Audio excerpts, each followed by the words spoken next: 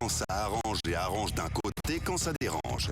Les grandes gueules sur Le soir, vous avez rendez-vous avec cette émission à la radio, dans la zone spéciale de Conakry sur Sud FM, la 99.3. Vous nous écoutez en Zérékoré, vous nous regardez également à la télé, nous sommes en direct du côté de Zérékoré, vous nous suivez sur 99.7, mais aussi la même fréquence à Labé, mais aussi à Boké et dans tout le Kakandé, 99 tout court à Kankan.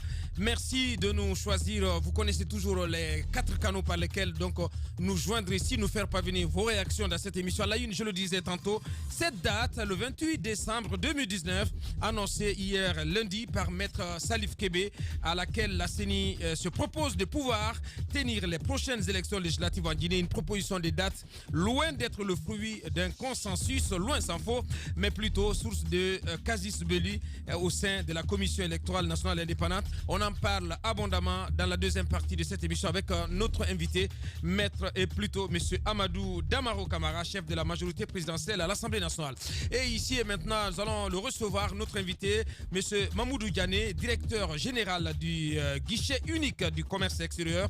Un guichet donc qui est présenté comme une des réformes majeures opérées par la gouvernance Alpha Condé au plan économique.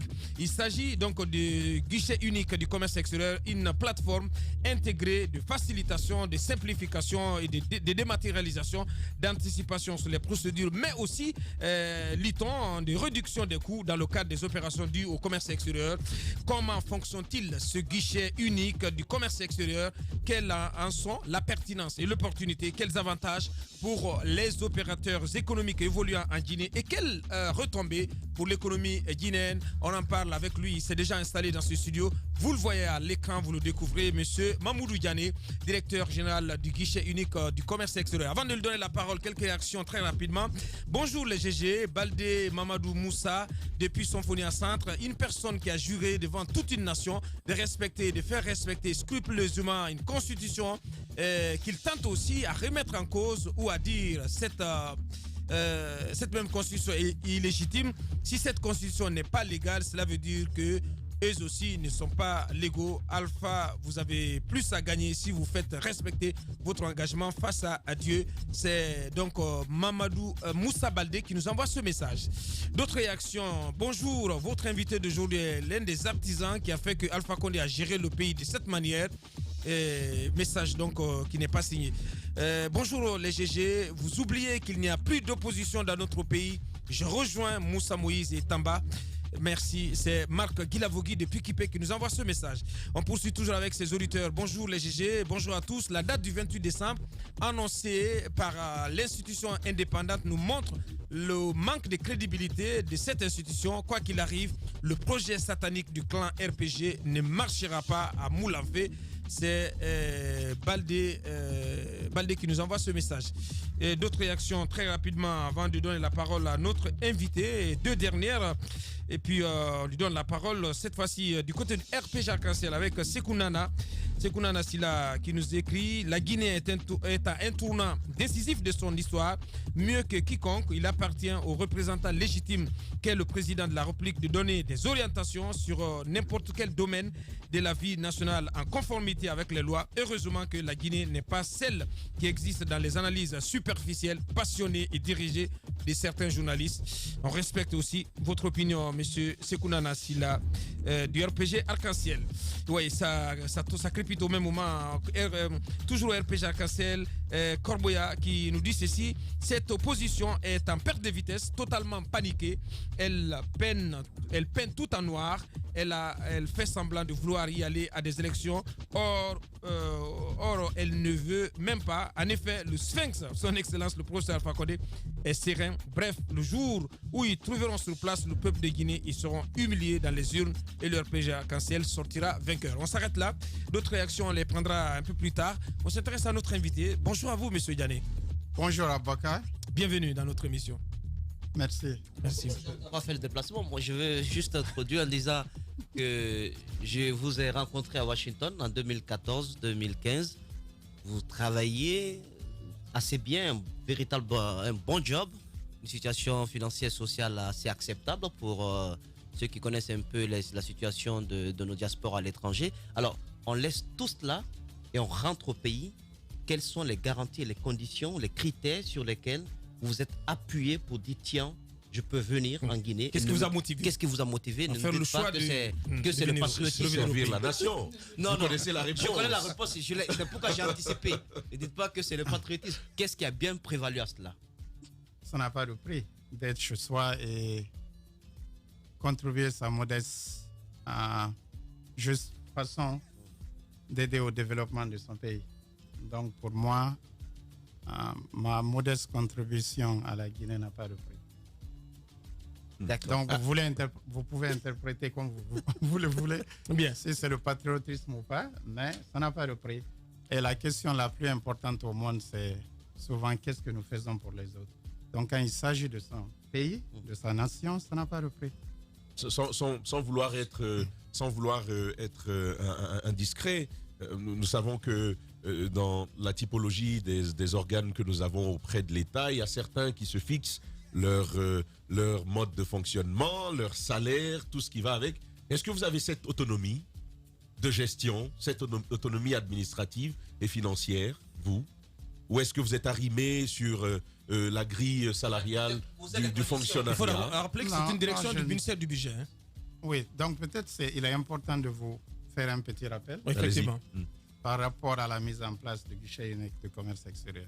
D'abord, c'est une initiative présidentielle qui a pour mission fondamentale de simplifier, faciliter, améliorer et sécuriser le climat des affaires en Guinée et éventuellement permettre à la Guinée de bénéficier d'avantages concurrentiels vis-à-vis notamment des pays de la sous-région.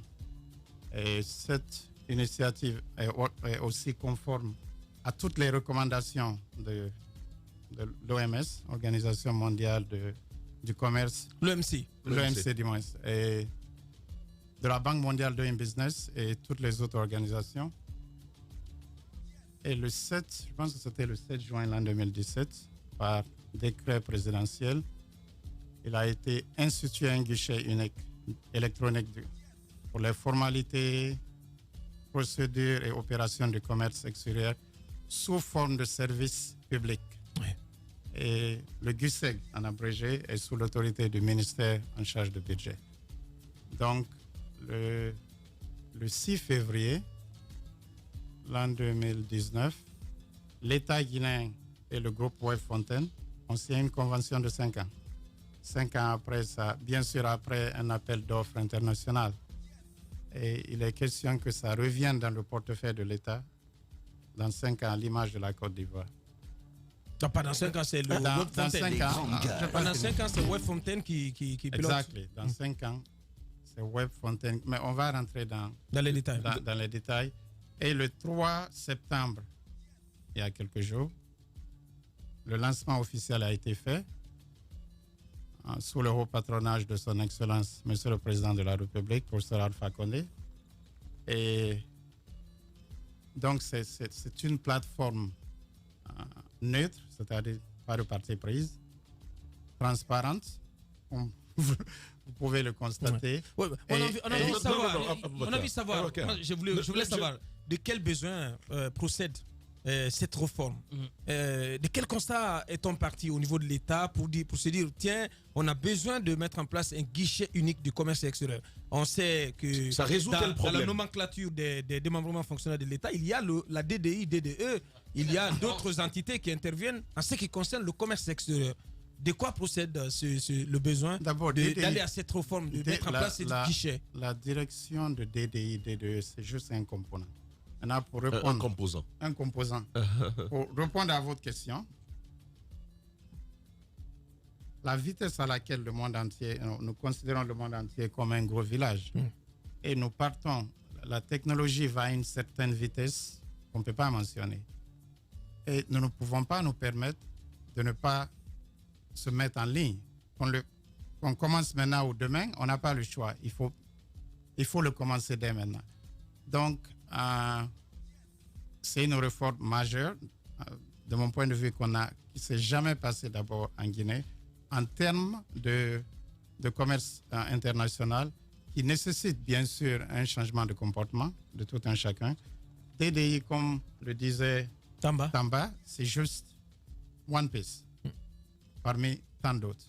C'est un des acteurs et nous avons pas mal d'acteurs. S'il Thomas, te plaît. alors, Je voudrais. deux questions. La première, c'est liée. Priorité à la femme. Je suis habitué, ils font pareil, donc maintenant je Priorité à la je femme. les C'est fais. C'est bien fait, Voilà. c'est bien fait pour lui. Bien Il sûr. était en train de négocier la parole. Alors, la première question, c'est peut-être lié à votre retour. Dites-nous, est-ce que c'est une proposition que vous avez eu à faire pour venir en Guinée ou bien c'est une proposition que vous avez trouvée sur la table du président de la République qu'on vous a donné à gérer? Et la seconde question, c'est par rapport tout à l'heure à ces DDI ou autres. Dites-nous, qu'est-ce que ça change globalement? Est-ce que ça a un impact? Parce que après, le risque, c'est d'éviter qu'il y ait des soucis parce que entre temps ça casse le business des uns et des autres. Qu'est-ce que ça rapporte en gros? Quelles sont les rentrées pour l'État? Qu'est-ce que ça apporte comme grand changement dans la gestion au niveau de ces structures que vous aurez dans votre gestion? D'abord, c'est une proposition que j'ai trouvée sur la table pour gérer. Pour répondre à votre première question. La deuxième question concernant, je ne sais pas pourquoi ça vous attire, la description descriptive, la déclaration descriptive d'importation et d'exportation qui est DDI, DDE. Pour le moment, il y a des lois et des règlements en vigueur concernant, il y a même un arrêté conjoint concernant l'application de DDI, DDE. Et ce que ça facilite pour l'État, exponentiellement, si c'est appliqué, les normes sont à la lettre, les recettes vont augmenter sur une base exponentielle. Ce n'est pas du tout négociable. Ça, c'est un. Deux, c'est comme un tuyau, en fait. C'est une plateforme obligatoire.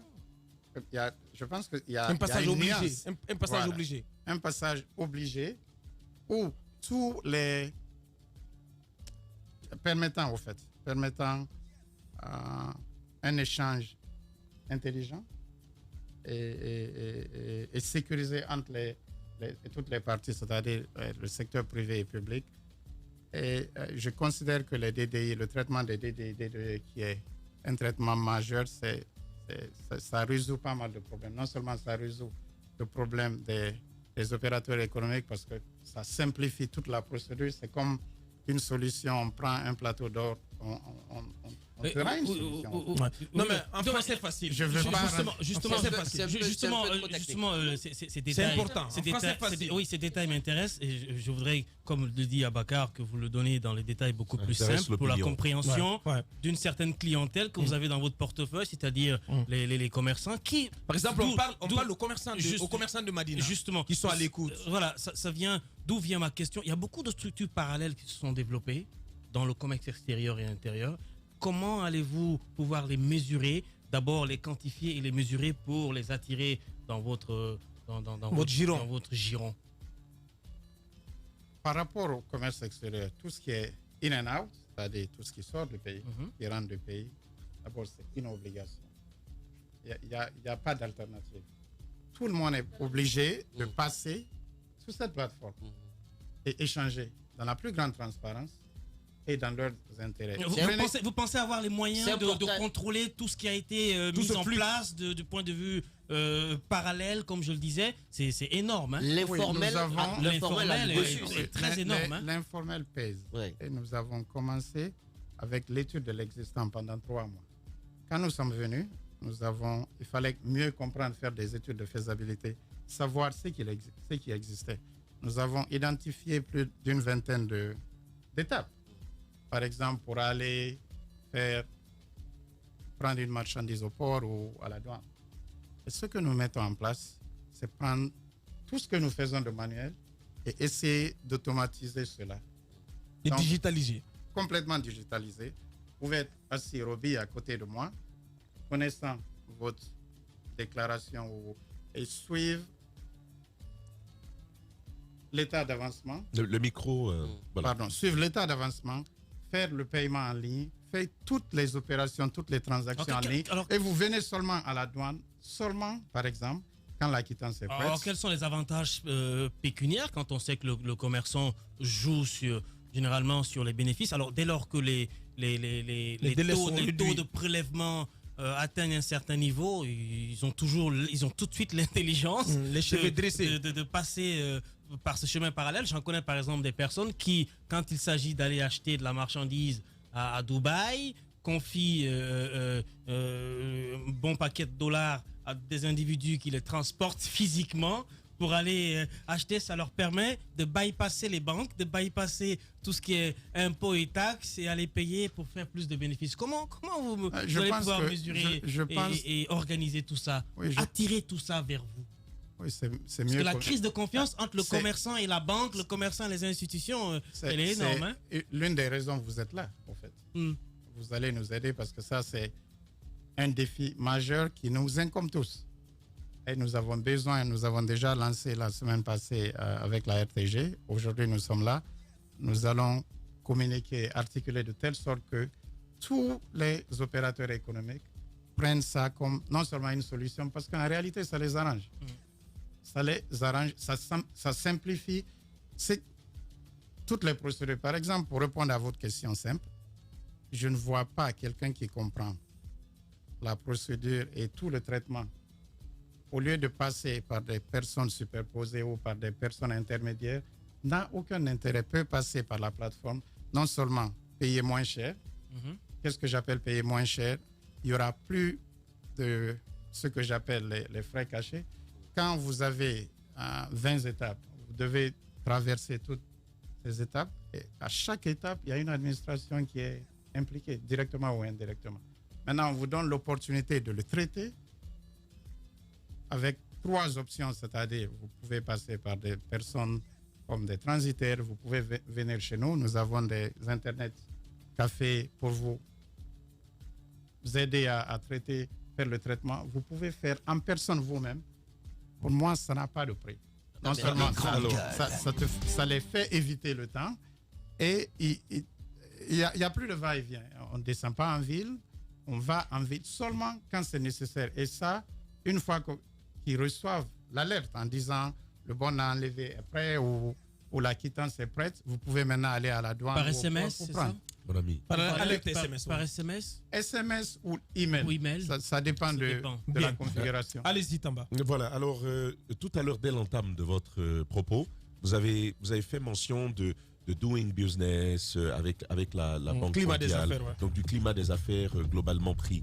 Mais en lisant un peu plus vos propos et même la description du guichet unique du commerce extérieur en République de Guinée, on est tenté de penser que vous êtes amené à collaborer, parfois même, ou même à vous marcher sur les plates-bandes avec d'autres entités. Les douanes, les impôts. Bon, les douanes, les impôts et les autorités portuaires, ça je comprends bien.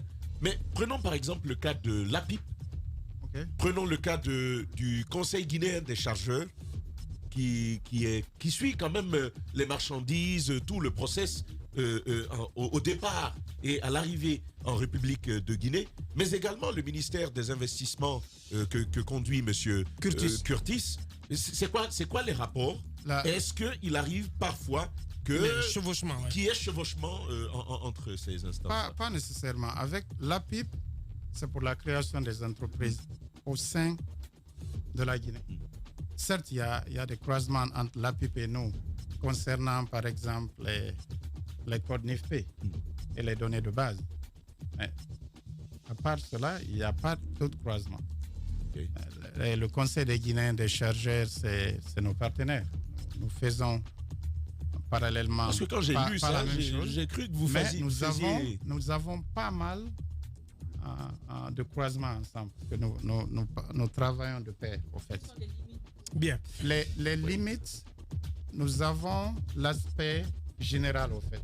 Il y a pas mal de structures étatiques, il y a pas mal de directions techniques des ministères, les importateurs, les exportateurs, comme il l'a dit, les autorités portières, aéroportières, tout ce qui concerne les imports-exports. Bien.